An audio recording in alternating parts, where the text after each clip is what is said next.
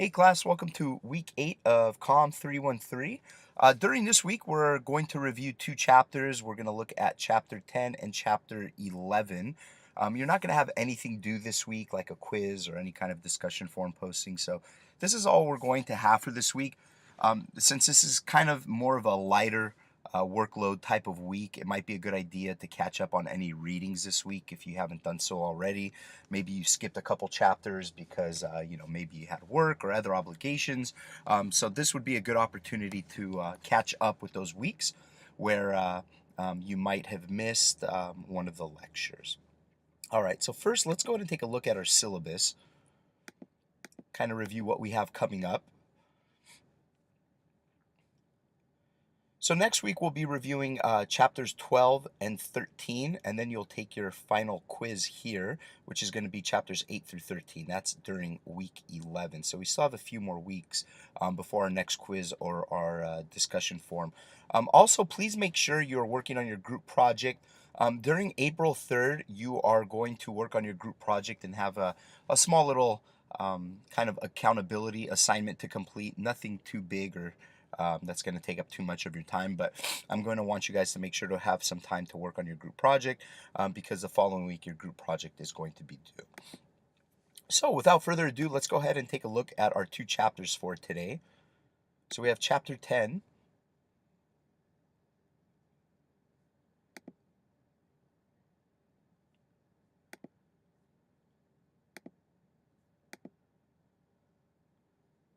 So here we're going to be talking about issues management.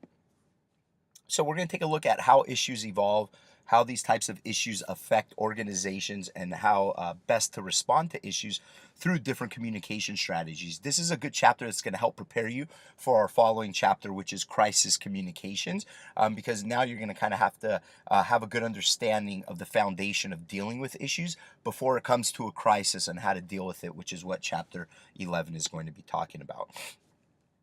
So defining an issue, what exactly is an issue in an organization? It's a public concern about the organization's decision and operations. And I'm sure you've seen quite a bit of issues in, recent news stories of different things going on and, what an actual issue might be. And this is something that is definitely going to affect the perception of an organization depending how they approach it. And this is where the public's concern comes into play. So an issue often involves a matter that is contention with another party, such as maybe activists, consumers, publics, and they often require decisive action to maintain reputation. So there's a lot of things to keep in mind. For example, one that is being discussed in the news right now, an issue, is that I'm not sure if you have heard, but there have been two recent airplane crashes with the Boeing 737 Maxes, is what they're called. And these airplane crashes have taken place over the last, I believe, 4 or 5 months. And these are new planes that were just purchased by, I believe, American Airlines, United, and another American-based airlines. But a lot of airlines in the European Union and also China have bought these airplanes as well. Well, there's been big concern because this is the second plane crash within 4 or 5 months because of, they're not sure exactly, but it might be some kind of software issue, but they really don't know exactly what's going on. Well, the European Union and China have shut down all flights which contain these Boeing 737 Maxes, and the United States has not done so. I believe it's the FAA has not grounded the planes yet. So it's kind of a more of a public concern of, hey, what's going on? Why is Europe and China grounding these planes, but the United States is not? So questions come into race. Some people are saying, ethics are not playing too big of an important role here because there would be so much loss of money, not only for Boeing, but for the airlines as well. Who knows what's going on? But again, this is an issue that we're currently facing right now. Now, looking at a crisis, so after an issue has become active, it may increase the pressure on an organization to do something about it. So now we're not at a crisis yet, but In the next few weeks, you're going to see this story building and building, because now what's going on is the FAA is investigating why these plane crashes happen, and they're going to need to come out with an answer, because if it's something that the plane has that's at fault, this is something that the United States now needs to shut down operations with these planes. Well, if they don't shut down, which they have not done so yet, we may be going into a crisis. So it's a good idea to kind of follow this story, see what's going on with it. And it's also an issue that requires decisive and immediate action from the organization. So this issue, even though it's just an issue right now, it can turn into a crisis. So it is an interesting story to follow for those of you who would like to. And this graph shows the development of an issue into a crisis. So you could see here, this is time, and then you have pressure. Now, as time increases, you're going to see that an issue is going to be latent, then active, then intense, and then here's where it turns into a crisis. So as time continues on and pressure increases, this is the part where it's going to be a crisis. So right now with those Boeing, the airplanes are called a Boeing 737 MAX. Because they have maximum comfort. I believe that's why the name is there. But you can see as time increases, or as time goes on, the pressure is going to increase. So I would say we're probably here in the active stage about what's going on with this issue. It's not a crisis yet, but can you imagine, God forbid something happens with another one of these planes, what's going to happen with these with the FAA of not grounding, the federal administration for not grounding these flights in the United States? That would increase it to a crisis. Or what if, let's say there isn't an additional plane crash, the planes fly okay throughout the United States, but then in a week they determine that, hey, there is a malfunction with these planes. Can you now imagine what would happen with the public's perception of, wait a minute, there is a problem with the plane, but yet you allowed these flights to continue over the last week or so? That would also be a crisis as well. So it's interesting to see where this is going to go and what's going to happen. My whole background and with flying is, because I do fly a lot, is I'd rather be safe than sorry. If it were me, I would ground the planes. But right now the FAA is not. Due to whatever those reasons may be, which I think the underlying issue may be more money and financial concerns. But at the same time, this is something that is going to need to be looked at over the next week or so. Keep your eyes on this story to see what happens and if this turns into a crisis. Managing issues. So the process of managing issues consists of environmental scanning, issue identification analysis, and issue-specific response strategies and evaluation.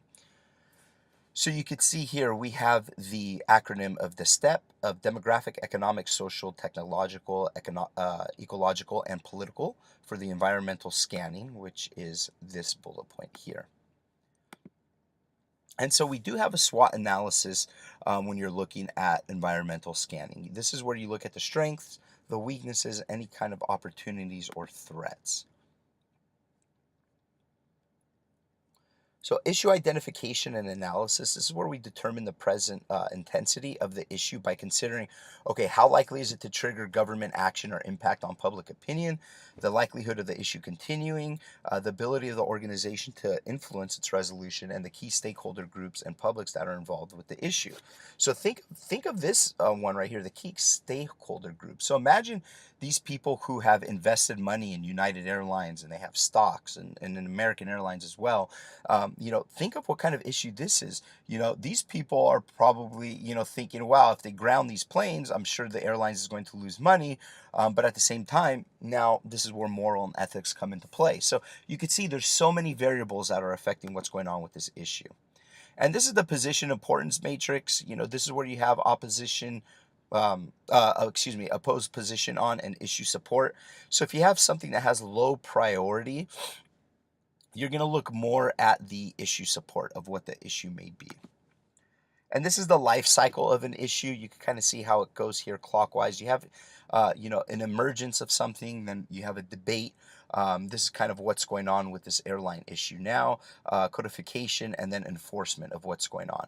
So in the United States, we're here on the debate part of the life cycle of an issue. Whereas in the European Union and in China, they have already reached the enforcement part. They have already grounded their planes. The emergence of the issue came about. They debated on what they should do. With codification, they decided, you know what, this is something where we have a moral, we have to keep our moral grounds, and then they enforced the grounding of all these 737 Boeing 737 Max airplanes.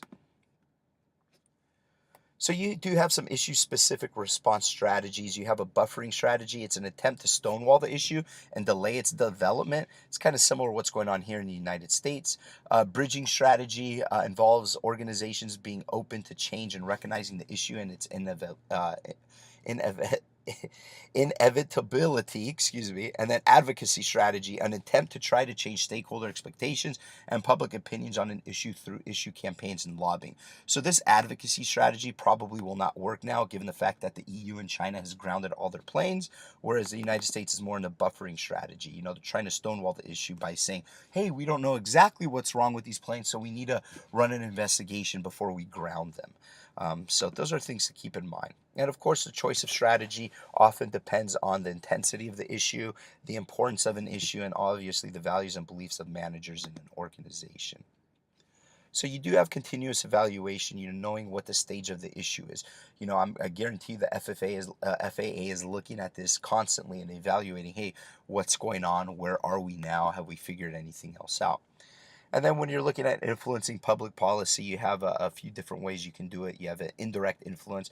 This is an advocate a certain framing to influence the government. So it's more of an indirect approach. Then you have direct influence. This is more like when you're trying to lobby to convince the public of something. And then you have your industry coalitions, an alliance of organizations in the same industry who lobby or donate to influence policy formation process. All right, so now let's take a look at crisis management. Crisis communication for Chapter 11. So we're going to look at preparing and planning for crisis and identifying appropriate crisis communication strategies. So this is the preparation for crisis. You have 5 levels of contingency plans. You have stage 1 through 5. Stage 1 is kind of more of a minimal planning. Stage 2 is a little bit more extensive. Stage 3, you could see as we continue through the stages, they're getting a little bit more extensive with what needs to be done. And then stage 5, finally involves all the previous stages, but also incorporates environmental scanning and early warning systems to identify crisis as early as possible. And here we have a crisis type matrix. So if we have something that's more internal and it's unintentional, this is more of an accident. Whereas if we have something that's external and intentional, you can see on the other side of the spectrum, this is considered to be terrorism. And so this is a non-existence crisis communication strategy. So you have denial, clarification, and attack and intimidation. So with denial, this is a simple statement denying that a crisis exists, kind of like what the United States is doing right now with their airplanes. They're saying, hey, we don't know what's going on, so we don't really have a crisis yet. Then you have clarification. This is an extension of the denial tactic, which attempts to explain why there is no crisis. And then you have attack and intimidation. This is more of a confronting the person or group who claims that a crisis exists. And this is more of a distance crisis communication strategy where you have excuse and you downplay. An excuse is more of a tactic of denying intention, and where downplay, you're convincing stakeholders or the general public that the situation is not that bad in itself or compared to another crisis. It's kind of like, if you were in high school and if you ever brought home a grade, mid-semester and it was a D on a test, your parents are going to say, hey, what's going on? This is where you kind of try to downplay it and say, hey, well, look, it's a D, but it's only 10% of my grade. I'm going to move forward. I'm going to study harder. You're downplaying the issue. Here's where we have association with bolstering and transcendence. You're reminding stakeholders and the general public of existing positive aspects. So you're looking more of more of a proactive glass half full type of way. And then with transcendence, you're associating the negatives and loss arising from a crisis with a desirable higher order goal, such as animal testing is done to develop life-saving drugs. And then you have association, where victimization. It's a tactic of portraying the organization as a victim of the crisis in order to win public sympathy. Here we have acceptance and accommodation. So once you accept the crisis has happened and you take you take it into consideration that, you know what, this is an issue. Now it's a crisis. We need to address it. You have a full apology, remediation, a repentance, accommodation strategy, and then you even have a rectification with the accommodation strategy. So if you look at the acceptance strategy, the first three here, with the full apologizing, you're just apologizing for what's happening, or you can announce some form of compensation to help victims, such as money or goods, and then you can also even ask for forgiveness. And then with accommodation strategy, you're really taking the corrective action to prevent the reoccurrence from happening again. So communicating about a crisis, whether it's a natural accident or transgression, this is the way the organization moves forward with it, even with a terrorist attack as well. And when you are crisis planning, it's important to develop communication plans. This way you have a good idea of what to expect to move forward, and so on and so on. And in a major crisis, you're going to have a press office. This is where field media inquires and manage information. You may have a safe crisis location where media can meet and be debriefed on an event, or even identify contacts at relevant external agencies who may need to be contacted as well. All right, guys. So that's it for this week. Please make sure to read chapters 10 and 11 and prepare for next week as well. I hope you guys had a wonderful spring break. Welcome back to school, and I wish you guys the best of luck moving forward. Take care.